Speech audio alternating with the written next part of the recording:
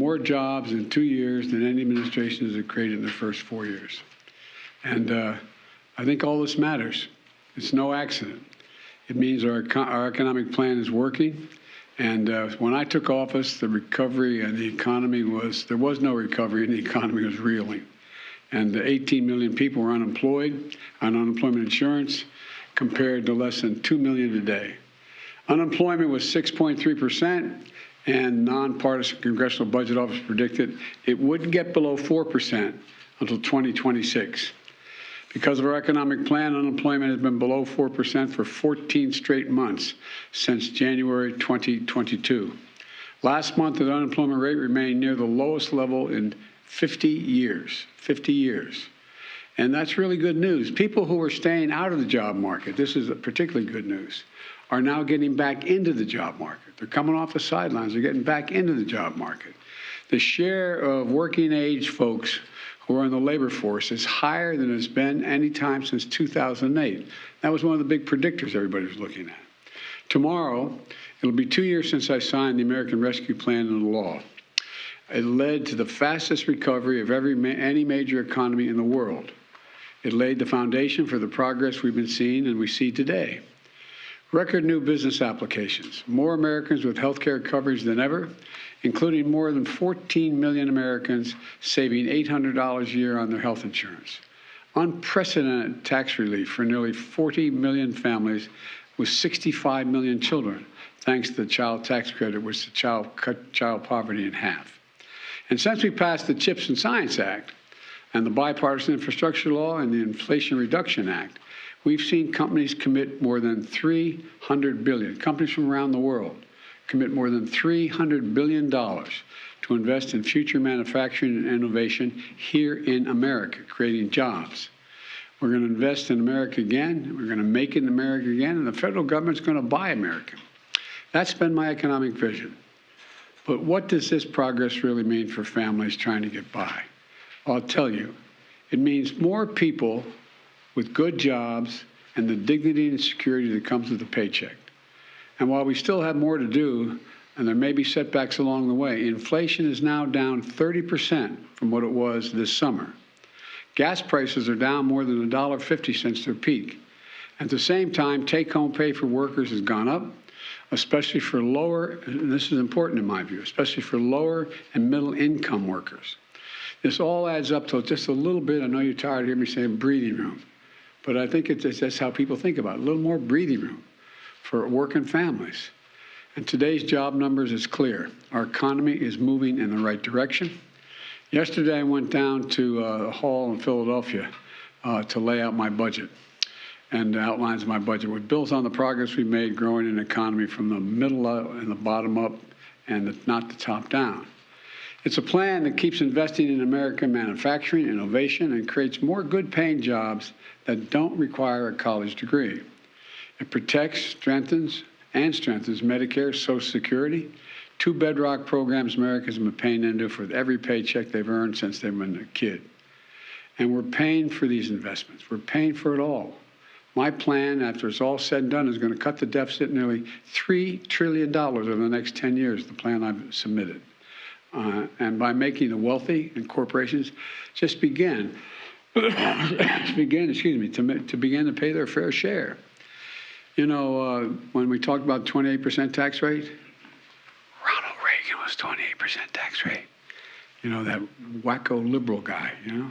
The idea that that's an unreasonable amount, but I'll get into that later. Anyway, it continues to lower costs for families. Building on the work we've already done to lower cost of insulin and other prescription drugs to make health insurance more affordable. It brings down home energy costs, bills for home energy costs. And our plan is a stark contrast to the MAGA Republican plan in Congress, where they're doubling down on the same failed policies of the past that would give special tax breaks to the wealthy, keep the tax breaks that were put in place by the last president, the wealthy tax breaks for big oil, tax breaks for pharma, at the expense of seniors and families. You know, it's kind of a top-down, trickle-down economics that never, ever worked. I know when I grew up, as you've heard me say before, not much trickled down on my dad's kitchen table. So, you know, my dad used to have an expression. He said, I don't expect the government to solve my problems, but I do expect the government to understand my problems. Not solve them, understand them. Building a budget requires some really hard decisions. But all over America, families are sitting around their kitchen tables making decisions that are equally consequential. That's who my budget is for. It's about a value set, I said yesterday. Working people, middle class, the backbone of the country, small businesses who are responsible for around half of all the jobs in the economy. You know, big corporations, the Fortune 500, they're big. But small businesses account for half the people employed in the economy. My budget reflects what we can do to lift the burden on hardworking Americans.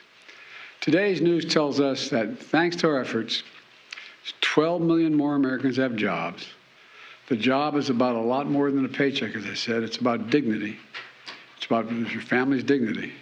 And 12 million more Americans can look their kids in the eye and say, honey, it's going to be okay, and mean it. You know, that's a little more dignity for 12 million Americans. And it's not just good numbers. People can feel it. People are moving back into the work. But this may be the part that pleased me the most about the report, the jobs report, is people who've been staying out of the job market are moving back in, beginning to move back in. Jobs are available. People are working again. They're becoming more optimistic about their future. And now the biggest threat to our recovery is the reckless talk. The reckless talk, my MAGA friends, this is not yours, I heard me say, it's not your father's Republican Party, but the Republicans in the United States Congress, what they want to do with regard to the debt limit. You know, they're threatening to default on our national debt. In fact, planning to default, as some Republicans seem to be doing, puts us very much at risk. I believe we should be building on our progress, not go backwards. So I urge our extreme MAGA Republican friends in the Congress to put their threats aside, join me in continuing the progress we built. We got a lot more to do, so let's finish the job. And by the way, you know, we talk about I just saw my staff handler as I was coming in, the House Freedom Caucus. The members of the House Caucus will consider voting to raise the debt ceiling contingent upon the enactment of legislation. You know what the essence of the enactment of legislation is? Cut all spending other than defense by 25%. 25% across the board. And that means cops, firefighters, it means health care, that's just what they call discretionary spending, as you all know. And on top of that, what they're really focused on, I saw here, I shouldn't get into all this now, but what it's kind of surprised me. They want to make sure we don't have enough IRS agents. You know those IRS agents we had? They're going to check on the accounts of the super wealthy, which require a lot of accounting, a lot of agents to look at it. They want to get rid of them. I don't know. We just have a very different value set. Anyway, I'm optimistic. We're going to get the CPI next week. Hopefully, we'll be in some solid shape. But anyway, yes. Mr. President, are you concerned that rising interest rates will put a damper on this job growth and impact the economy? And you mentioned the Freedom Caucus. Do you have any openness to negotiating on any of the issues that they mentioned? Well, first of all, we don't know what the CPI is going to be this week, but it's been down. Interest rates have been down. The inflation has been down for many weeks in a row now.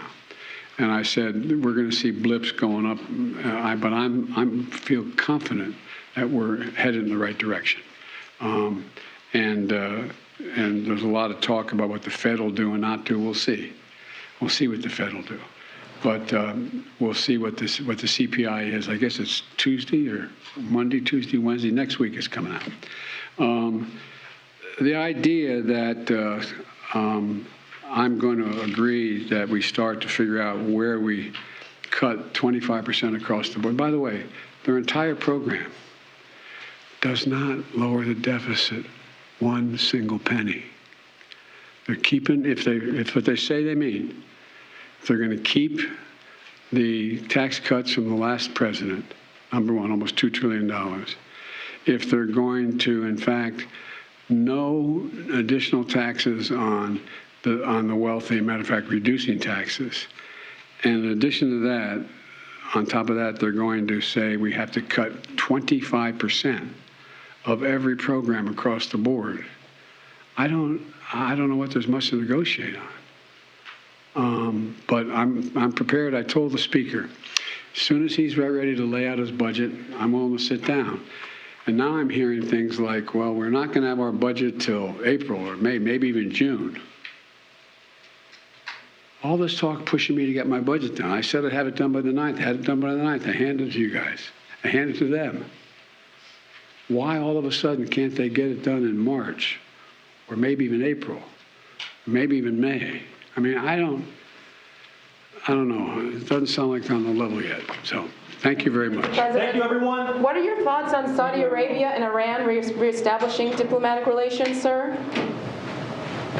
The better the relations between Israel and their Arab neighbors, the better for everybody. Will you sign the bill the House just unanimously approved on COVID-19? You just heard our Ed O'Keefe there throwing a question to the President of the United States around this COVID-19 bill that is going to be landing on the President's desk. But you could hear the President this morning not talking about COVID-19. He is talking about the better-than-expected job report numbers that came out this morning. Non-farm payrolls rose 311,000 in February. Folks, that is above the 225,000 Dow Jones estimate, which is what the President has been touting this morning. The unemployment rate increased to 3.6. That's above expectations, 3.6%. The other big news out of the Labor Department is the average hourly earnings climbed to 4.6% from a year ago, in a positive sign for inflation. You heard the President there taking some questions around inflationary pressures, leisure and hospitality, retail, government-led job creation by sector, all doing well. So the President taking a little bit of a victory lap in front of reporters, not really taking any questions. But that is the state of the White House this morning, Chanel. Meantime, Florida Governor Ron DeSantis is set to meet Iowa Republicans amid talk of a possible White House run. Our Robert Costa has those details coming up. You're watching CBS News Streaming.